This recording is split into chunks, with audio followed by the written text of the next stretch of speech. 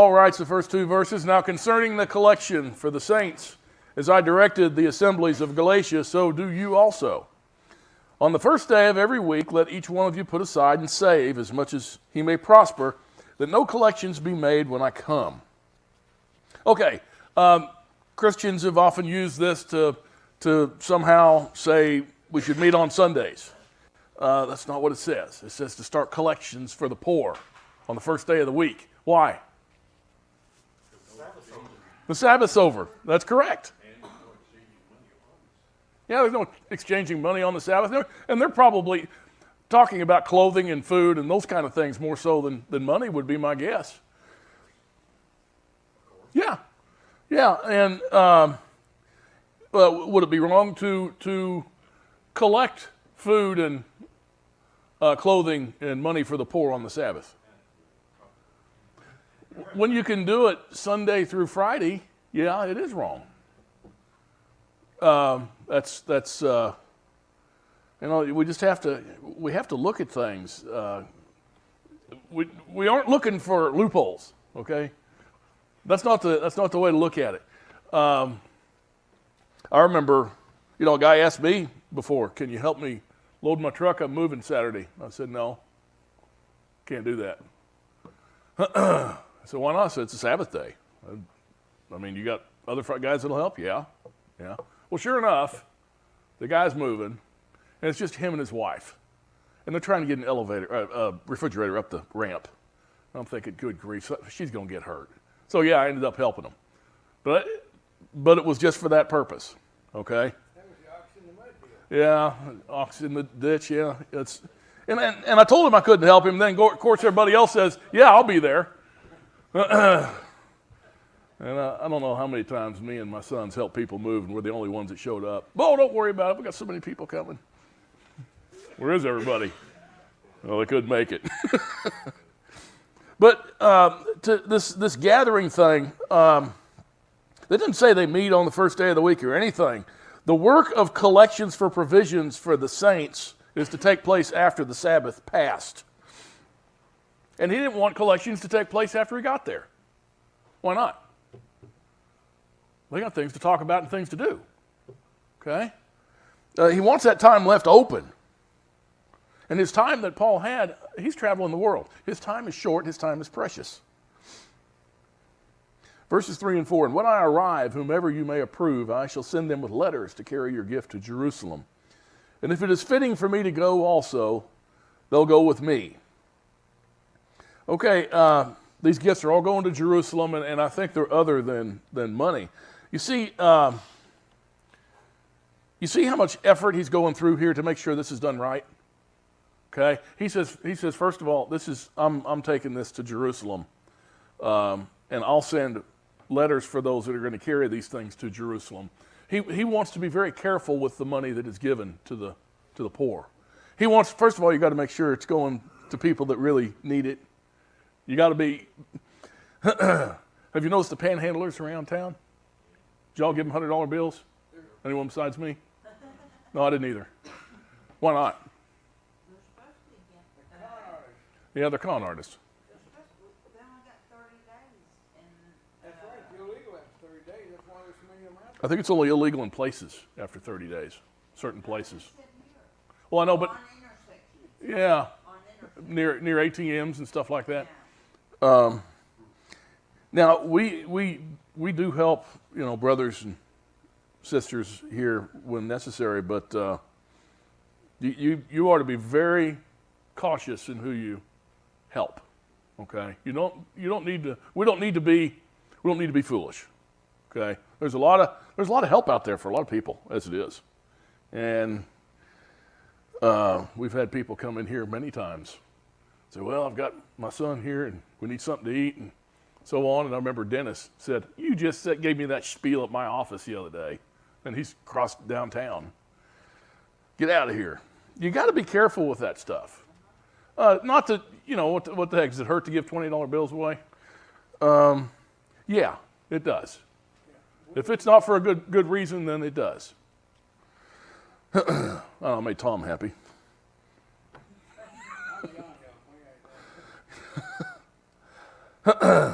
But the point is, Paul is being very, very cautious with this. He's convincing them. For one thing, it says that you're to help the poor among you. Okay? Help the poor among you. Among you. Not out there. Okay? Not just anybody. The poor among. So he's going way overboard here to demonstrate, no, this is needed. I will vouch for it. Verse 5, but I shall come to you after I go through Macedonia. For I'm going through Macedonia, and perhaps I shall stay with you, and even spend the winter, that you may go send me on my way wherever I may go. For I do not wish to see you now, just in passing, for I hope to remain with you for some time, if the Master permits. But I shall remain in Ephesus until Pentecost. So he's scheduling his trips around the feast days. And he did that his whole life. In Acts 18, verse 21, we read, but took leave of them, saying, I must by all means keep this coming feast in Jerusalem, but I will return again to you, Elohim willing. And he sailed from Ephesus. And then in Acts 20, verse 16, for Paul had decided to sail past Ephesus in order that he might not have to spend time in Asia, for he was hurrying to be in Jerusalem, if possible, on the day of Pentecost. So here we have 3 instances of Paul following the feast days long after the time of Messiah. The Torah is just as valid today as it ever was for all people. Verse 9, for a wide door for effective service has opened to me, and there are many adversaries. Now if Timothy comes, see that he's with you without cause to be afraid, for he's doing the master's work, as I also am. Let no one therefore despise him, but send him on his way in peace, so that he may come to me, for I expect him with the brethren. But concerning Apollos, our brother, I encouraged him greatly to come to you with the brethren, and it was not at all his desire to come now, but he will come when he has opportunity. Well, Timothy, what is this? He says, if Timothy comes, see that he's with you, and without cause to be afraid. See, Timothy was sometimes despised because he was a youngin'. We don't know how young he was, but in his letter, first letter to Timothy, in chapter 4, verse 12, he said, let no one look down on your youthfulness, but rather in speech, conduct, love, faithfulness, and purity, show yourself an example of those who believe. Verse 13, 1 Corinthians 16, be on the alert, stand firm in the faithfulness, act like men, be strong, let all that you do be done in love. Now I urge you, brethren, you know the household of Stephanas, that they were the first fruits of Achaia, and that they have devoted themselves for ministry to the saints, that you also be in subjection to such men and to everyone who helps in the work and labors. So Paul says they're to be in subjection to those who have faithfulness in Messiah and are obedient to the Torah and sharing in the work and labors. Verse 17, and I rejoice over the coming of Stephanas and Fortunatus and Acacius, because they have supplied what was lacking on your part. For they have refreshed my spirit and yours, therefore acknowledge such men. The churches of the assemblies of Asia greet you. Aquila and Prisca greet you heartily in the Master, with the assembly that is in their house. All the brethren greet you. Greet one another with a holy kiss. The kissing part's not in Torah, so we don't do that. Not recommended. If you notice here, he keeps talking about this word here, the churches. You know, if you notice, I don't say, I slipped up and said it a minute ago, but I normally don't say that. What's that Greek word? Ecclesia. It's the Greek word ecclesia. It's translated as church. And it's interesting that it's translated that way, because all it means is an assembly, okay? An assembly specifically of Israel, of all that are a part of Israel, all right?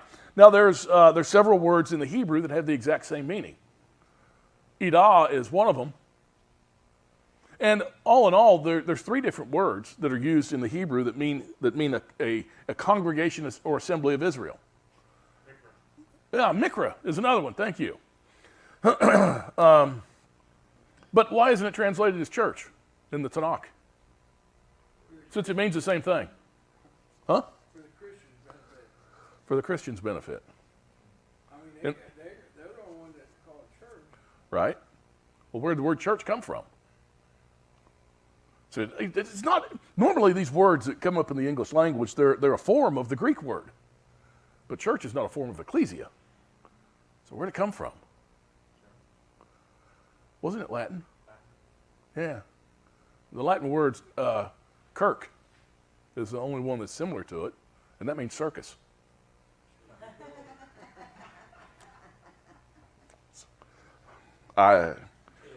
But the translation, the Christian translations are being disingenuous, okay, to insert the word church in just what they call the New Testament in the Brit Hadashah. It's very disingenuous because it's leaving the impression, well, there's a new thing that's come. You know, there's a new thing now.